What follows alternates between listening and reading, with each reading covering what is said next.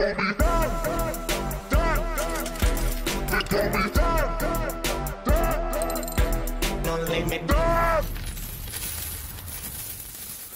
morning, good morning, good morning, good morning.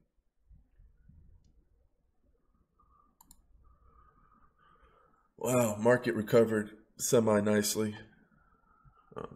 We're going to check some of my lures because I have a busy day today and I have not gotten a chance to check my buckets.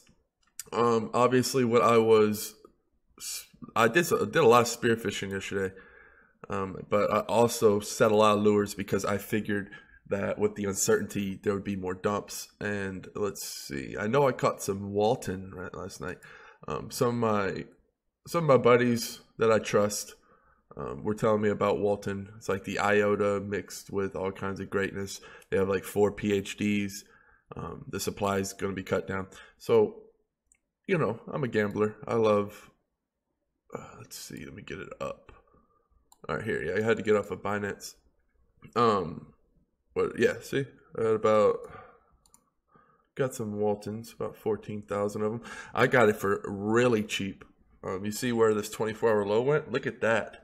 Look at that dip. I caught in that. You see that? Because I was looking at these. Anytime I'm looking to set like a lure where I think there's going to be some troubled times, I'm going to come and look at these lines, because these lines are indicative. They're basically telling you where people are willing to sell, and if you just have some patience. So I had this one to look at, right? And I had set my lure. I believe it was, where's this one set? I still have some left. 111 right there. So basically I got it for under $1. So that was nice. And yeah, that's just an example. Anything, man, I was trying to sign up for what is it? Udemy? That one website, that one exchange. Let's see, I got some Neo. Yep, got some Neo. Didn't get as much as I would like. Did I get OMG? That's all I care about. I did not. That's a shame. What is OMG up to? Yeah, already up 15%. That's a shame. I spearfished a little bit, but I wanted to get some more. I figured that there might be another crash. It was pretty bad. Where is OMG? Yeah, see. I was on my OMG game last night. I was trying to get some. It crashed really hard at first, right here. If you could see. Yeah, right here. Boom. Crashed really hard. And I missed that crash. And I tried to get in, and I think I got in around here, tried to replicate it, did some spearfishing, and then yeah, ended up missing the rest. I got the rest. What's my orders? Yeah, OMG. Okay, yeah, I tried to hit it around the low. Did not I hit some more Neo lures though, so that was good. I didn't have too many lures set, basically just for the Chinese coins. I had some Binance as well. What did that get to? I did not get any Binance. No. All right, I'm also looking for, what else? Man, yesterday was such a busy day. It was crazy. There's just so much going on. Where people have been getting this wrong when I'm talking about Eosscan. Let me show them real quick. Okay, so you don't buy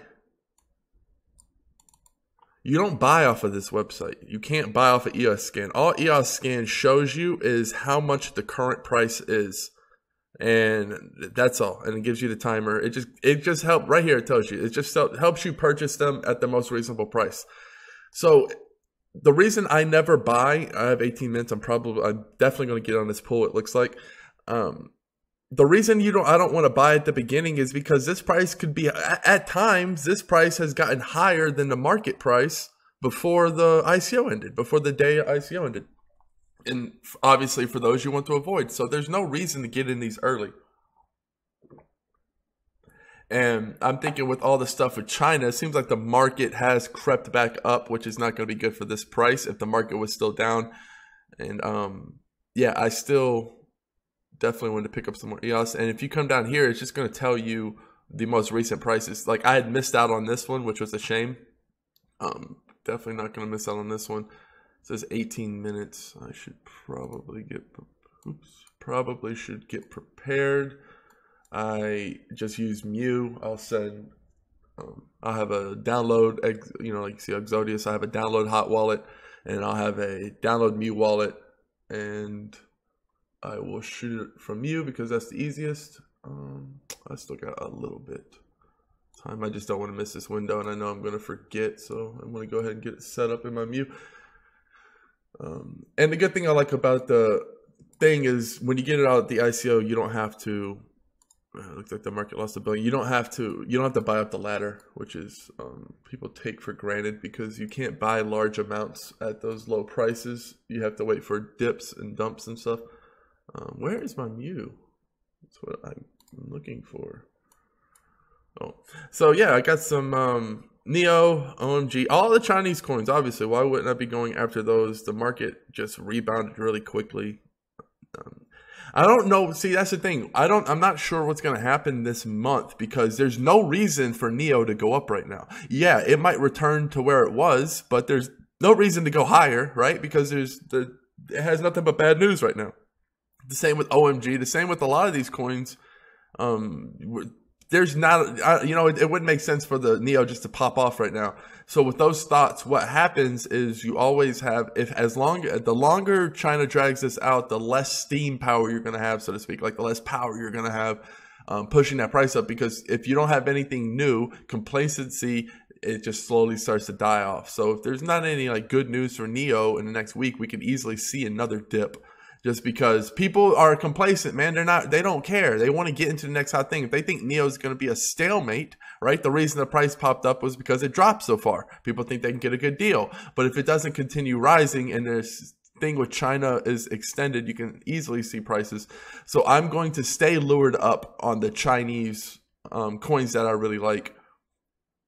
Basically, I have a lot of, there's a lot of coins. My friend was telling me to get some QTUM because they're about to have the mainnet installed on the 12th for a quick flip. Yeah. So, and there's just a lot of good quality coins right now.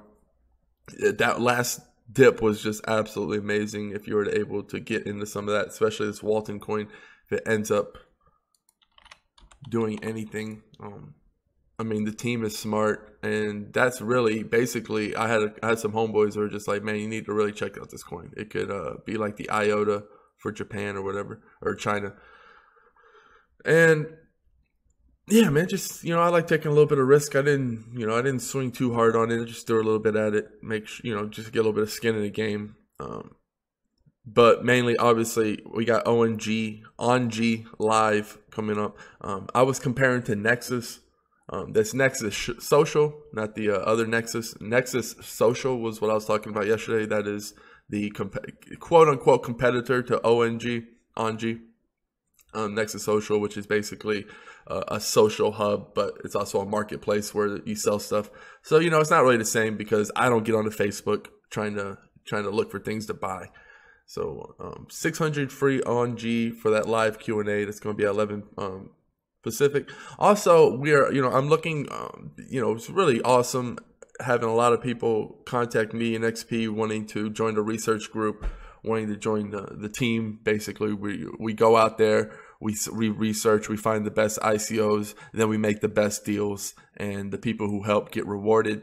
And the turnout has been great. I've met a lot of great people, a lot of smart minds, a lot of go-getters, and I really like aligning myself with those type of people. And yeah, it's just really awesome the turnout that we're getting. Please don't let me forget about EOS. All right, I got 13 minutes. Yeah, it's at about 58. But yeah, just shout out to everybody that's getting involved. This movement's going to get really, really big. I really want to position myself to be able to at least have some kind of authority when it comes to the ICOs, so they don't just completely go off the wall and be centralized. You can know if my face is on it, if I'm involved with it, I'm going to be very comfortable. It's going to be a very clean ICO, very decentralized. I'm not trying to get with these government ICOs and get with these government coins that are coming out. I'm just 100% against that. It could be fiat, just even worse, because it'd be even easier for them to control it because they made the fucking coin, right? It's like, yeah, you made the Federal Reserve prints dollars, but it's like, man, to actually make the coin and have 100% control over it and know where every single one of them goes. And yeah, I mean, it's just not good to have that kind of control over a virtual currency. We have no idea what kind of kill switches or crazy shit that's going to be in there. It's just, that's the slippery slope with crypto that we really have to worry. It's so ease of use that it's going to easily intertwine like the internet did with our lives, and it's going to be like grab us by the balls, because like what happens if the internet just cut off? We'd be fucked, right? Well, that's what's going to happen in crypto in 10, 15 years. You know, with crypto it's just cut off, we'd be fucked. And that's very scary when you think about it. If that's in the hands of the wrong people, then you know, that's really our last ticket. If crypto was to become centralized, that's humanity's last ticket. We would say an age of slavery that would last. I don't see how it wouldn't last forever. I mean, it's a very slippery slope. It's like you're messing with a giant that can stomp you at any moment, yet they haven't, and they're allowing you to, you know, build your little slingshot. And we really have one shot at this, and that is Bitcoin. That is these decentralized coins, but really it's Bitcoin. Bitcoin is one of the true currencies that's not centralized. People try to attack to own it, but the point is it started off in basements. It started off, you know, people buying pizza with it. It didn't start off in the government's hands. It started off in the streets. And the government, a friend of mine was like, well, why doesn't the government just come in and buy up all the Bitcoin? I'm like, they're trying.